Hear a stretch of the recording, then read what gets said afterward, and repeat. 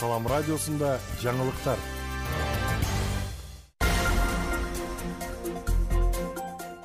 Саламатсыз бардактуу угарман жана көрүүчү, эфирде жаңылыктар чыгарылышы, аны мен Жасмина Сайдиманова тааныштырам. Баткен районунда өзгөчө кырдаал жарыяланды. Кечээ 10 июлда Ак Татыр айылынын аэропорт жана Өрүксар тилкелеринде сел суулары турак үйлөргө жана ички чарбалык жолдорго кирип, Баткен районунда өзгөчө кырдаал режими кирди. Өзгөчө кырдаалдар министринин маалыматында сел жүргөн аймактан 100дөн ашуун тургун коңшу айылга көчүрүлдү. Аталган жерликте 11 июлга карата 131 куткаруучу жана 20 техника иштеп жатат. Расмий маалыматка караганда, Кыргызстанда быйыл жалпысынан 230дан ашуун сел жүрүп, анда 17 адам көз жумган.